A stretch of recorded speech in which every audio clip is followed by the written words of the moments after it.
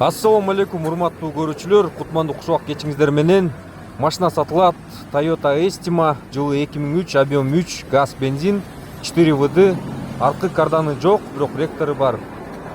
Алдыңкы арткы бамперинде бир аз жазап коюш керек. Баасы 790 000 сом.